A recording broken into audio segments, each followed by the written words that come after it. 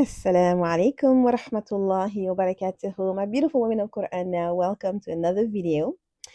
And I pray that this finds you well. And we are going to talk today about Ramadan prep and another practical steps. This is what we're doing in the membership club right now in the challenge. I've asked the sisters to reflect on their past year with a sense of gratitude. I know I've mentioned it on my channel here before, but now it's crunch time, countdown to Ramadan. And so look at this is me actually doing the homework. I did a small video that I shared with them of me having a conversation with my past self and reflecting on the amazing milestone of this past year. It has its ups and downs, health challenges, and things like that. But why am I going to reflect on what was challenging? I prefer to reflect on what was amazing. Why? Because that will help me to even understand that the challenges were good for me. And I will enter in the month of Ramadan with so much gratitude that I would expect as a result an increase. The next thing we're going to do is I'm taking you along with me into my daily planner. And basically, what I'm showing you here is that you want to start observing your days. This week is the last week before Ramadan. Observe how you spend your days from the morning, from the time you wake up to the time you go to sleep. Try to the best of your ability, note down, track what you do.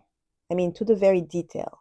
And the things that you want to track are, for instance, how long does it take you to take a shower? How long does it take you to make your bed and get yourself ready? How long does it take you to eat breakfast? How long does it take you to fall asleep? How long does it take you to exercise? How long does it take you to read a few pages of Qur'an? You want to know how long does it take you to cook, prep. You kind of want to know how long it takes you. This is going to be good if you have a timer handy. If you have a timer on your watch, this will be awesome because you'll be able to do it easily. But yeah, have a timer with you and make it like a game. Make it a game, maybe you and your family members, and time yourself in what you do. And then do this for like 2 or 3 days. And then what you want to do is see how you want to adjust some of that in the month of Ramadan. So if you notice at the end of the day that you spent, I don't know, 30 minutes on Quran, but you spent 2 hours on the phone. And if you want to maybe compare, you spent, I don't know, 2 hours cleaning. And like, okay, I don't have to clean that much, or maybe I can delegate. So these are things that you want to do, but observation is first because then you can adjust. You cannot make adjustment on things that you don't really know very well. You want to have your facts in, and that's where observation will help you. And so this is what we'll do in the membership club as well this week. So you're going to be doing the same step and challenges with us for this week. So we're going to observe our time. And I know there's so many Ramadan planners out there. And what I was saying was, when I look at, maybe you have a choice of using your Ramadan planner separate from your regular planner. But subhanAllah, the Woman of Quran Now planner, what I realized, it has all the main information that you would get in a Ramadan planner.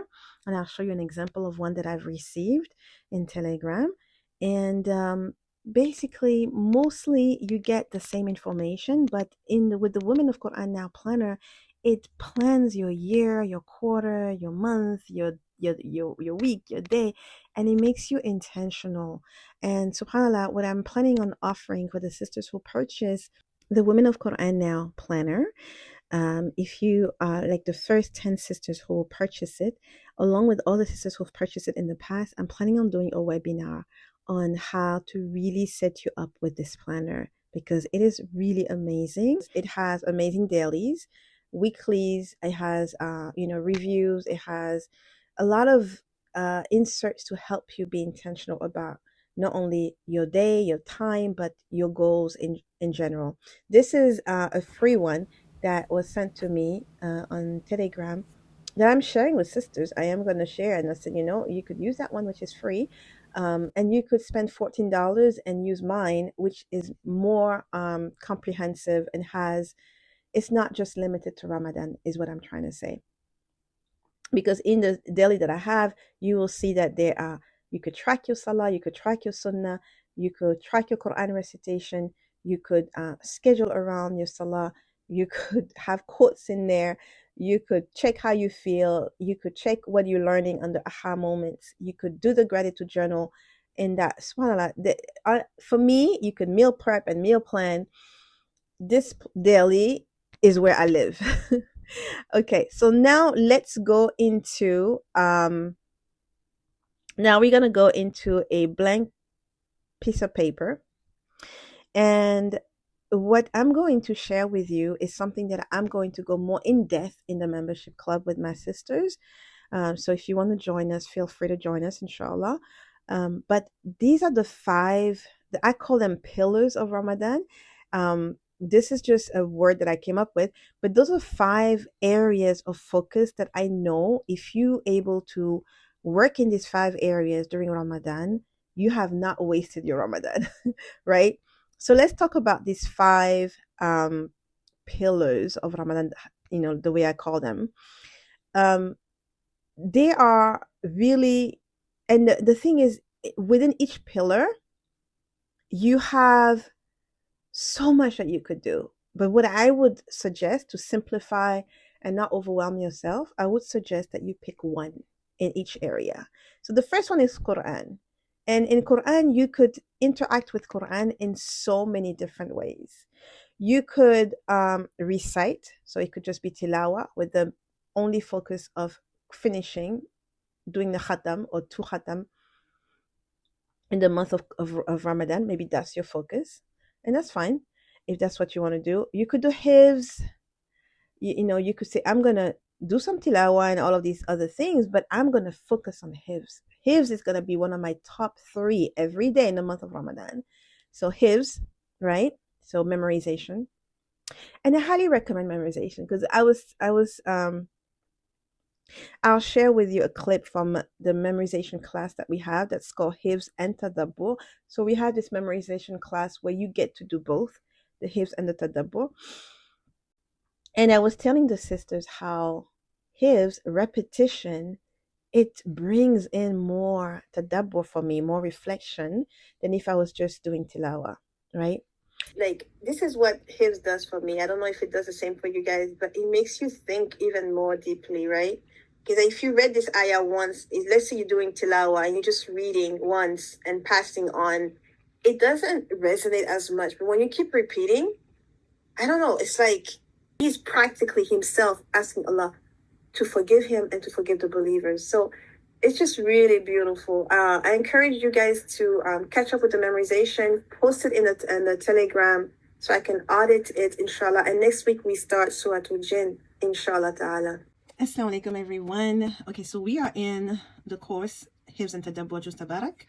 All right, so the welcome page. Then this course, the way it works is that you have, under the core lessons, the current lessons that we have, you have the Hifz, the live Hifz of Surah Nuh, along with the Tadabbur. So when you see Surah Nuh 1 to 10, that's Tadabbur. Live Hifz, that's when we met on Zoom and we went over ayah 1 to 4. And we met on Zoom and we went over ayah 17 to 21. So you may be wondering what happened between 5 and 17, right? So this, during the week, we meet on Saturdays, and then during the week, the sisters keep memorizing and they post their audios in the group for me to audit, correct. And it's accountability for them. It's also correction of their recitation. And at the end, they meet again with me on Saturday for the live. And we did that until we completed Surah Nuh, because it was only 28 ayats. So it's a combination of self-paced Tadabbur, live Hifz, and self-paced Hifz in Telegram, where you post for audios accountability. If this is something that sounds good to you, the course is $27, I believe. If I'm not mistaken, it's $27 a month, and it's a subscription. Okay, so every month you will be paying $27. We do have in between lives where we spend time for revision. So once we finish the first page of Jinn, we're going to be revising in Telegram, not meeting for live, but I will be posting, okay, today, sisters, you need to revise Mulk from the first page of Mulk, for instance, and just check that you did it. We go over the cycle again and again for like 3 to 4 weeks, and then we meet again for the new live, for the new surah. So that helps sisters in this program to not only revise, make time for revision, but also time to memorize the new ayat. So this is what, these are all the classes. So core lessons will have the current one. So this is going to move, once we start Surah Jinn, this is going to move to previous his and Tadabbur. Okay, so you have Mul, Qalam, Haqq, Ma'arij, and you have access to all, like the live along with the Tadabbur. Okay, live along with Tadabbur. You could do listening. Listening also is amazing, especially if you've already studied the surah and you listen. It's just really, really amazing. The second area is Salah. And you could select, am I going to pray on time? Make sure I pray on time if that's where I'm struggling with.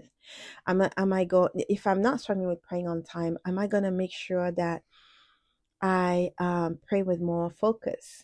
Or am I going to make sure that I pray more nawafil? Maybe the 2 rakah after wudu, maybe the duha salah, maybe the tahajjud, maybe what is it that I'm going to do extra?